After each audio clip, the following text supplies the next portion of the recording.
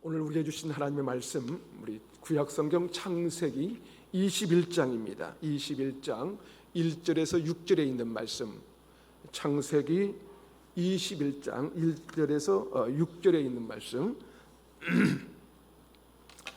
저와 여러분이 한 절씩 교독하도록 하겠습니다. 여호와께서 말씀하신 대로 사라를 돌보셨고, 여호와께서 말씀하신 대로 사라에게 행하셨으므로 사라가 임신하고 하나님이 말씀하신 시기가 되어 노년의 아브라함에게 아들을 낳으니, 아브라함이 그에게 태어난 아들 곧 사라가 자기에게 낳은 아들을 이름하여 이삭이라 하였고, 그 아들 이삭이 난 지 8일 만에 그가 하나님의 명령하신 대로 할례를 행하였더라. 아브라함이 그의 아들 이삭이 그에게 태어날 때에 100세라. 사라가 이르되 하나님이 나를 웃게 하시는 듣는 자가 다 나와 함께 웃으리로다.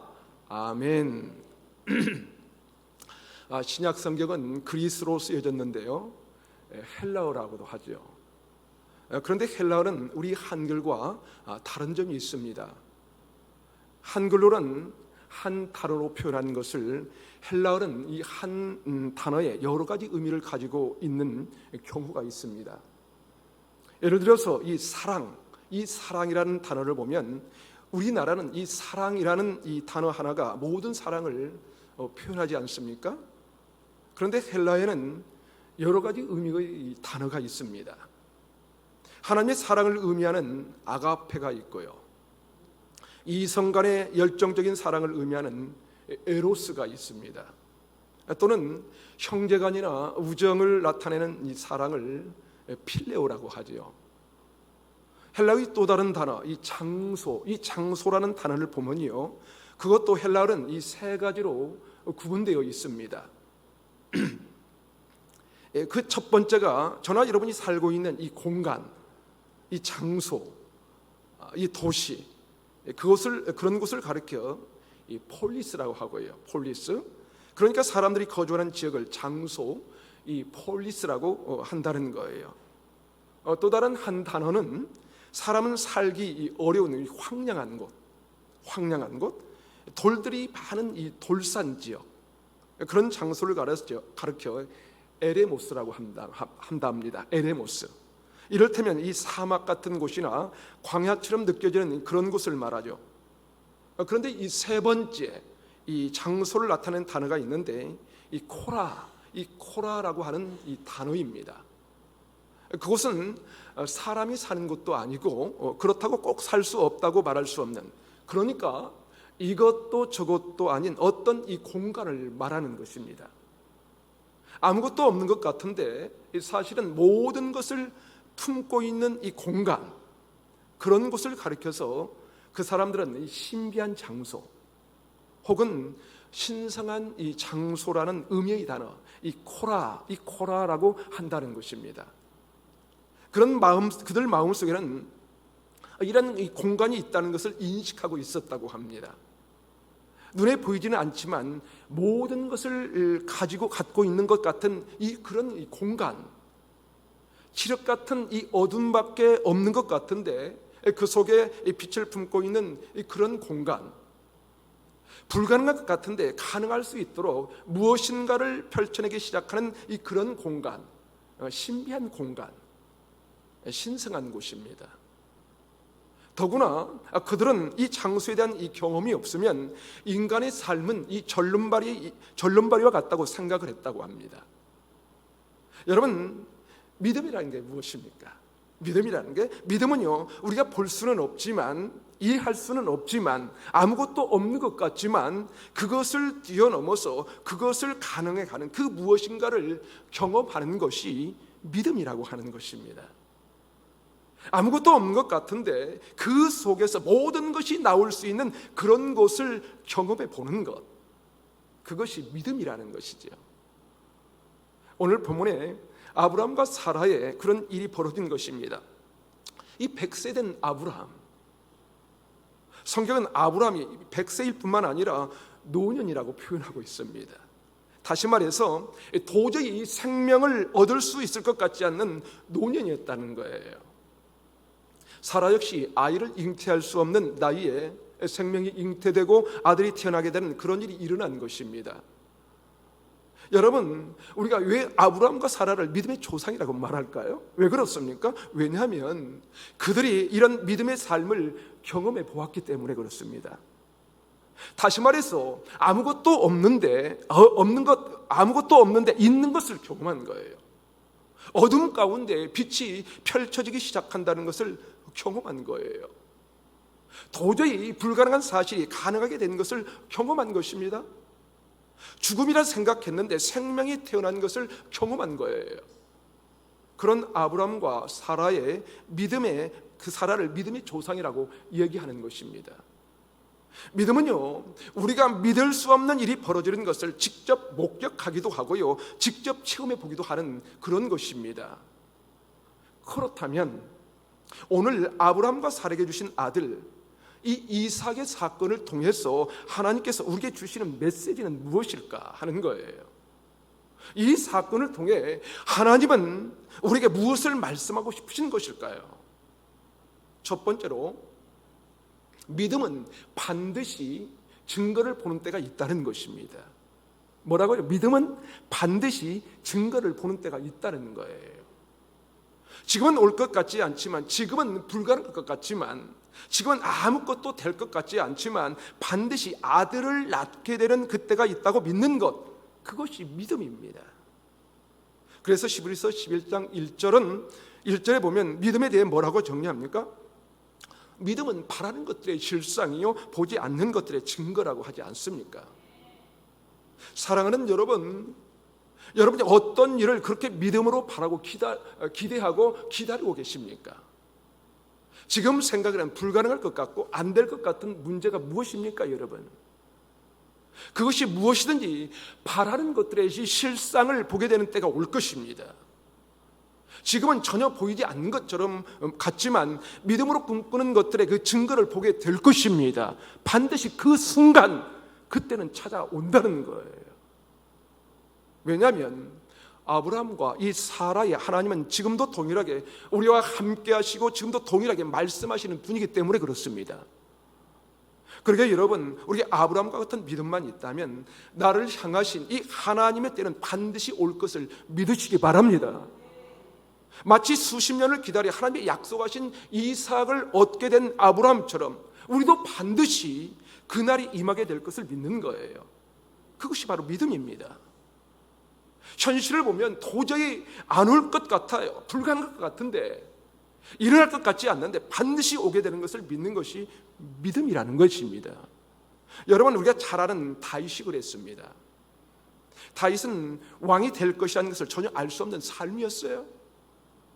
사무엘상 16장에 보면 사울이 하나님으로부터 버림을 받은 후에 하나님께서 사무엘에게 말씀하는데요, 이새의 집안에 가보면 내가 세울 왕이 거기에 있을 것이라고 말씀합니다. 그래서 사무엘이 이새의 집을 찾아가 아들들을 장남부터 차남, 그리고 차례차례 보면서 하나님, 이 사람입니까? 하나님께 묻습니다. 그런데 계속 아니라는 거예요. 이새 모든 아들이 사무엘 앞을 지나가는 그곳에 하나님께서 세우실 왕이 없다는 거예요. 사무엘이 이새에게 다른 아들이 또 없냐고 물었습니다. 그때 이새가 말합니다. 막내가 있긴 한데요, 아직 어릴 뿐만 아니라 들에서 양을 치고 있습니다 라고 합니다. 그래서 들에서 양을 치고 있는 이 다윗을 불러들인 것이죠. 사무엘이 그를 봤더니 그가 바로 하나님께서 세우실 왕이라는 거예요. 그래서 사무엘이 뿔에 기름을 담아서 다윗에게 기름을 붓습니다.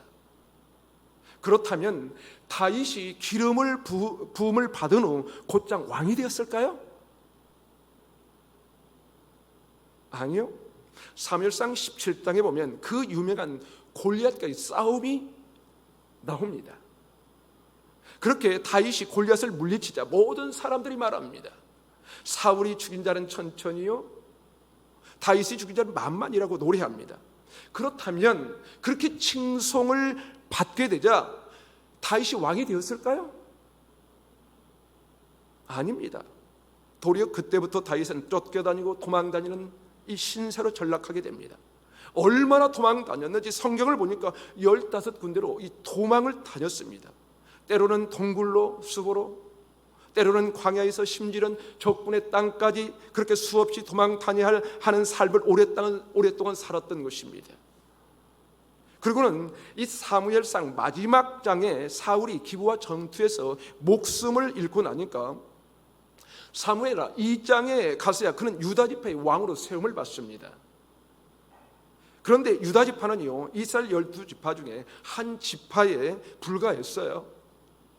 그래서 모든 지파의 왕으로 세워지기까지는 또다시 7년 반이 걸려서 이스라엘 12지파의 전체의 왕으로 세워지게 됩니다. 여러분, 우리에게도 다 할 것 같은 그런 날이 올까요? 그래요. 우리에게도 그런 날이 반드시 올 것입니다. 반드시 와요. 수도 없이 고난의 삶의 순간들이 이어졌지만 반드시 그날은 옵니다. 쫓기고 고난당하는 현실을 보면 안 올 것 같지만, 안 될 것 같지만, 그렇게 쫓겨다니면서 언제 나에게 기름을 부어주셨는지, 생사조차 하지 못할, 생각조차 하지 못할 그때 하나님은 반드시 그날을 오게 하신다는 것입니다. 우리도 마찬가지입니다. 지금 현재 나에게 오지 않는 것이 문제가 아니에요. 지금 즉시 일어나지 않는 것이 문제가 아니라는 거예요. 반드시 그날이 올 것을 믿고 사는 그것이 믿음입니다. 그렇습니다. 여러분, 신앙인은요, 뭘 믿고 사는가 하면요, 반드시 하나님의 약속하신 그날은 온다는 것을 믿고 사는 거예요. 그날을 온다는 것을 믿고 사는 것. 아무리 힘들어도, 여러분, 아무리 고통스럽더라도요, 때로는 이대로 내 인생이 끝날 것 같아도 우리는 그날이 올 것을 믿고 견디며 사는 것입니다. 길고 긴 시간이 걸릴지는 모르지만 반드시 그때는 찾아옵니다. 여러분이 지금 혹 힘든 시간을 보내고 계신다면 조금만 더 여러분 기다려 오십시오. 그날이 멀지 않았을 것입니다. 아니, 그날이 멀다 해도 우리는 그날이 올 것을 반드시 믿고 삽시다. 반드시 믿고. 왜냐하면 하나님은 약속하신 것을 이루시는 분이시기 때문에 그렇습니다. 그런데 오늘 성경에 보면 그날이 반드시 오게 되는 이 전제가 있다고 얘기합니다. 다시 말해서 오늘 말씀을 통해 하나님께서 우리에게 주시고자 하시는 메시지는 무엇일까? 두 번째로, 말씀하시는 대로 행하시는 하나님을 믿어야 한다는 것입니다. 창세기 21장 1절과 2절을 함께 읽어보겠습니다. 자, 과연 그런지 우리 한번 읽겠습니다. 시작. 여호와께서 말씀하신 대로 사라를 돌보셨고 여호와께서 말씀하신 대로 사라에게 행하셨으므로 사라가 임신하고 하나님이 말씀하신 시기가 되어 노년에 아브라함에게 아들을 낳으니 라고 기록하고 있습니다. 여러분, 여기서 반복되는 이 중요한 말이 있는데요, 바로 여호와께서 말씀하신 대로, 여호와께서 말씀하신 대로라는 거예요. 여러분, 하나님은요 말씀하시는 대로 이루시는 것입니다. 말씀하신 그대로 되는 거예요. 그래서 믿음의 사람은 가면 갈수록 하나님의 말씀에 집중하는 거예요. 말씀에 집중하는 것. 내 생각에 집중하는 것이 아니에요. 내 환경에 집중하는 것이 아닙니다. 내가 분석한 이 정세나 내 상황 판단에 의한 것이 아니에요. 하나님께서 말씀하신 것에 대해서 집중하며 사는 것입니다. 우리는요, 하나님의 말씀하신 그대로 되는 것이 중요합니다. 그래서 우리는 말씀에 집중하며 사는 것입니다. 왜 우리가 말씀을 자꾸 보는가 하면요, 말씀에 집중함으로 그때가 이루어지는 이 믿음의 경험을 하려는 것입니다. 그런데 여러분, 하나님의 말씀은요, 성경에서 부분적인 한 말씀만 가지고 집중하면 실수합니다. 이단이 그렇습니다. 여러분, 한 가지 말씀만 가지고 부분적인 판단을 하는 거예요. 이단의 특징이에요. 아닙니다. 여러분, 말씀에 집중하는 것은요, 하나님의 말씀이 어떻게 이루어져 있는지를 보는 거예요. 어떻게 이루어졌는지. 예를 들자면 마태복음 7장 7절에 이런 말씀이 있습니다. 구하라 그리하면 너희에게 주실 것이요, 찾으라 그리하면 찾아낼 것이요, 문을 두드리라 그리하면 너희에게 열릴 것이니. 여러분, 잘 생각해 보세요. 우리가 말씀에 집중한다고 했는데요, 그렇다면 내가 구하기만 하면 반드시 하나님이 주신다는 것일까요? 아니, 이 말씀대로라면 하나님께 기도하면 다 주셔야 하는 것 아닙니까? 그렇지 않나요? 만일 이 부분만 본다면 하나님은 우리가 구하는 대로 주셔야 되는 것이지요. 그렇다면 우리가 하나님일까요? 하나님이 하나님일까요? 우리가 하나님이란 거예요. 왜냐하면요, 내가 하나님께 명령하고 하나님이 그 명령에 따르는 거잖아요. 다시 말해서 주객이 전도된 거예요. 그래서 내가 가져와, 그러면 하나님이 가져와요. 그죠? 내가 이것을 찾아야 돼, 그러면 하나님이 여기 있다 그러면서 찾아주시고요. 내가 문 좀 열어, 그러면 하나님이 착가닥 문을 열어주시는 거예요. 그러면 내가 하나님이 된다는 거예요. 그렇지 않나요? 그래서 말씀에 집중해야 한다는 것은 무슨 말이냐면, 말씀이 무슨 의미인지를 잘 깨닫고 알아야 한다는 것입니다. 여러분, 그래서 마태복음 7장을 더 자세히 살펴보면요, 구하라, 찾으라, 두드리라는 이 말씀은 어떤 말씀 뒤에 나오는가 하면요, 앞부분, 그 앞부분 6장 끝부분에 이런 말씀이 있습니다. 너희가 공중에 나는 새를 봤니? 들에 핀 백합화를 본 적이 있니? 그들이 수고도 하지 않고 길쌈도 하지 않지만 그들을 먹이고 입히시는 하나님을 너희가 알고 있지? 그러니까 너희들이 목숨을 위하여 무엇을 먹을까, 무엇을 마실까, 몸을 위하여 무엇을 입을까 염려하지 마라. 그것은 다 이방인들이 구하는 거야. 바로 그 얘기를 하신 다음에 7장으로 넘어와서 구하라, 찾으라, 두드리라 말씀하신 거예요. 그리고 이 얘기를 하신 주님께서 무슨 말씀을 하시냐면요, 너희들이 무엇을 마실까, 무엇을 먹을까, 무엇을 입을까 염려하지 말라는 말씀을 2번이나 하신 거예요. 다시 말해서 2번이나 반복하셨다는 것은 그 말씀을 강조했다는 것이지요. 그 말씀을. 아닙니다. 그런데 여러분, 하나님이요, 구하는 대로 다 줄게 라고 하셨나요? 생각해 보세요. 먹을 것 구하면 먹을 것 주고, 마실 것 구하면 마실 것 주고, 입을 것 구하면 입을 것 다 줄게라고 하셨는가 하는 거예요. 아닙니다. 그런 말씀은 하지 않으셨어요.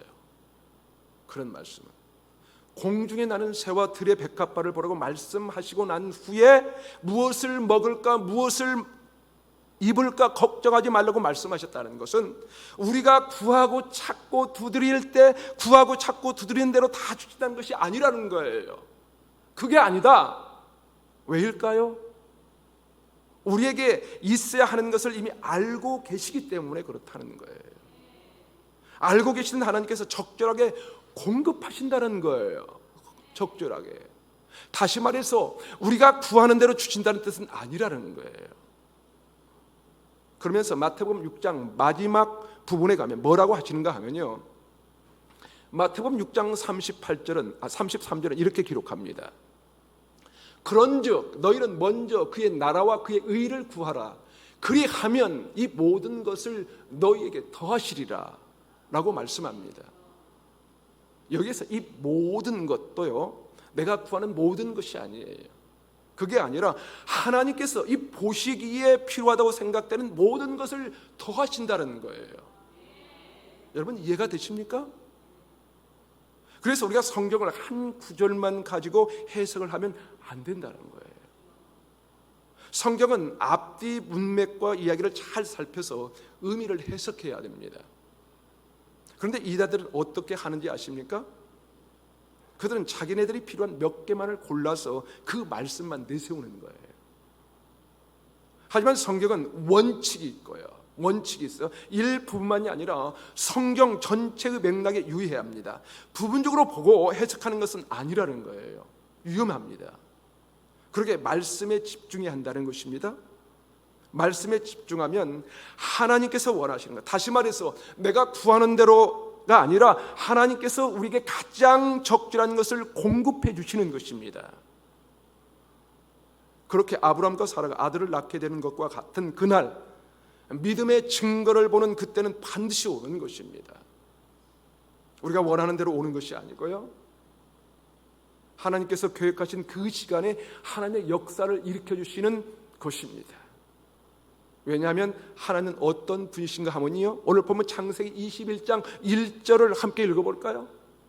창세기 21장 1절 함께 읽겠습니다. 시작. 여호와께서 말씀하신 대로 사라를 돌보셨고 여호와께서 말씀하신 대로 사라에게 행하셨으므로. 여러분, 하나님 어떤 분이신가 하면요, 돌보시는 분이십니다. 돌보시는 분. 여기서 이 돌본다, 이 단어에는 두 가지 뜻이 있습니다. 첫 번째로, 우리 상황 속에서 가장 중요한 변화가 일어날 수 있도록 조치를 취한다.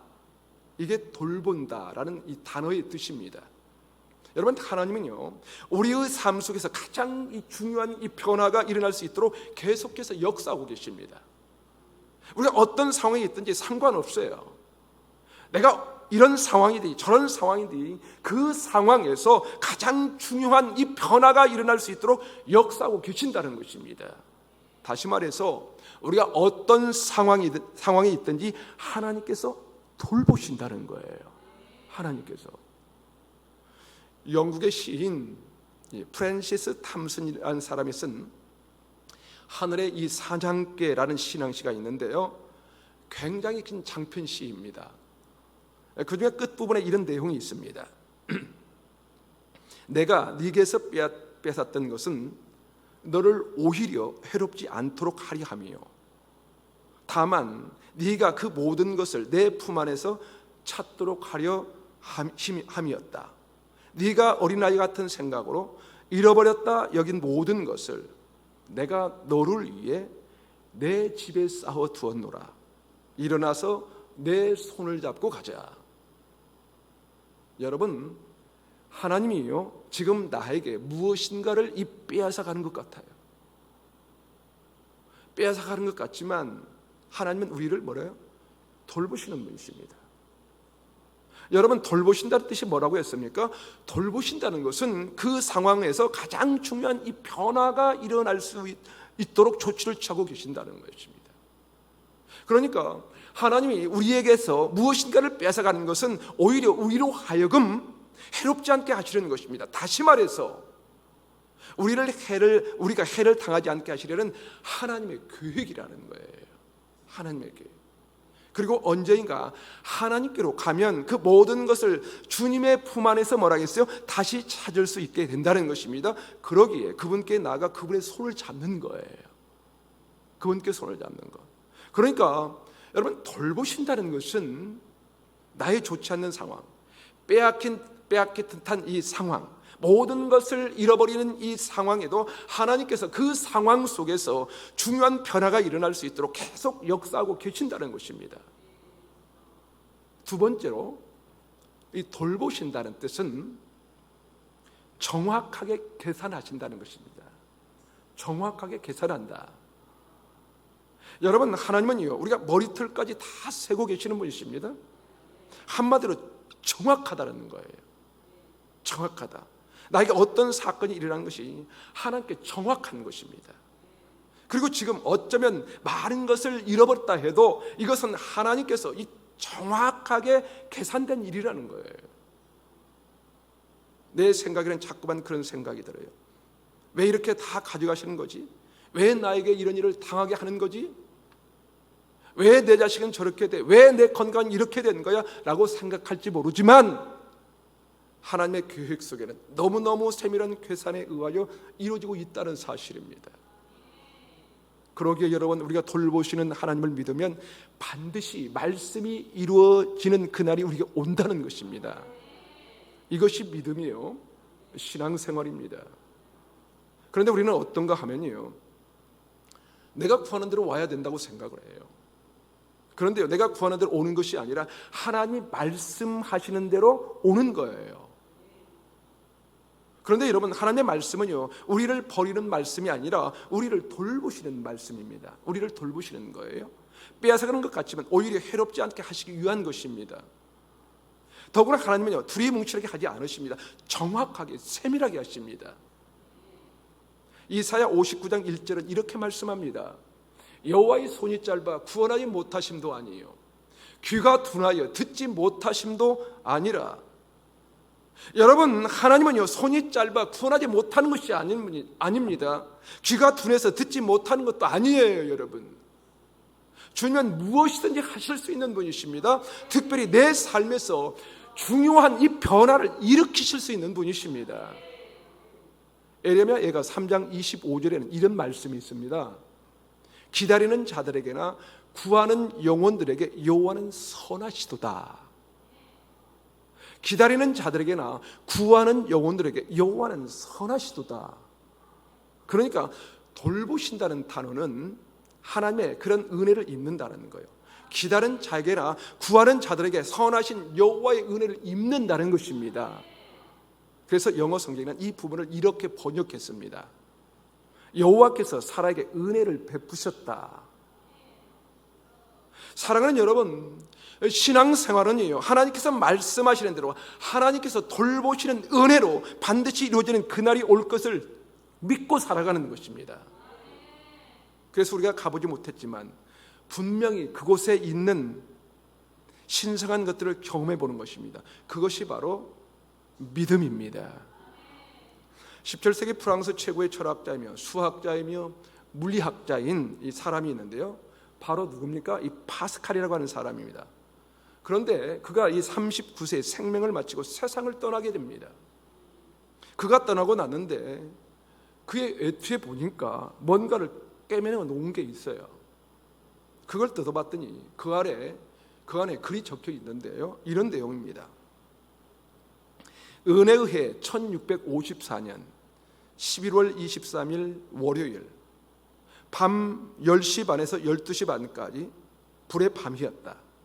아브라함의 하나님, 이삭의 하나님, 야곱의 하나님, 그분은 철학자나 학자의 하나님이 아니다.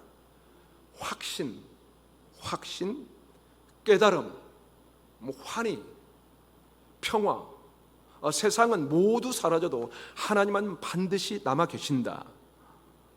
복음을 통해서만 그분을 만나볼 수 있다. 나는 절대로 그분을 떠나지 않겠다. 복음에 대해서만 그와 함께 머무를 수 있다. 예수 그리스도와 나의 인도자를 향한 이 완전한 복종, 찰나의 이 세상에서도 얻게 되는 이 영원한 환희, 주의 말씀을 잊지 아니하리라. 시편 119편 16절 아멘, 이렇게 적혀 있었다고 합니다.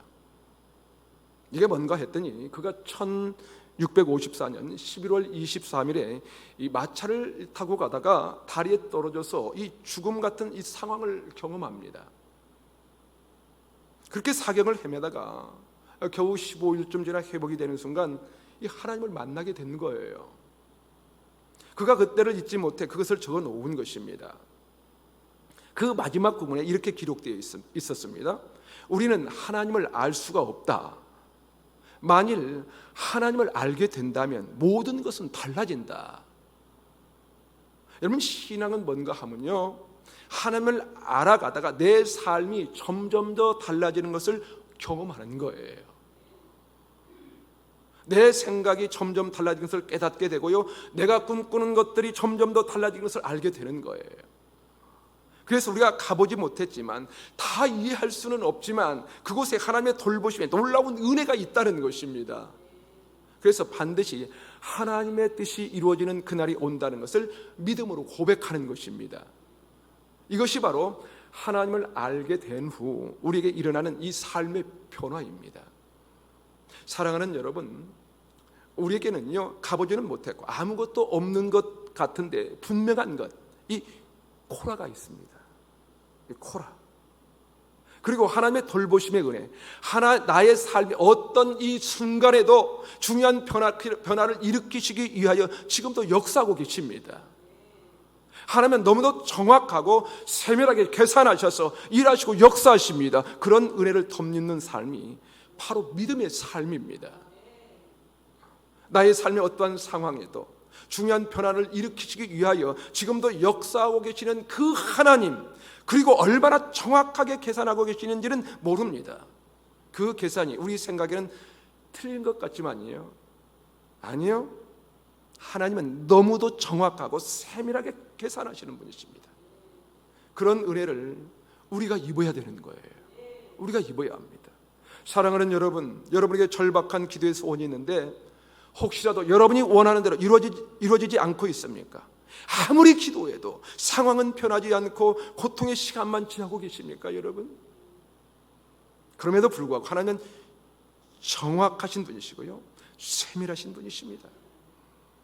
더구나 하나님의 손이 짧아 구원하지 못하시는 것이 아니에요. 귀가 둔하여 듣지 못하는 것이 아닙니다, 여러분. 지금 현실은 어둠의 길인 것 같아요. 그렇지만 하나님께서 말씀을 이루어 주실 그날이 반드시 옵니다. 우리의 신앙생활, 바로 이런 믿음을 가지고 살아가는 거예요. 살아가는 것.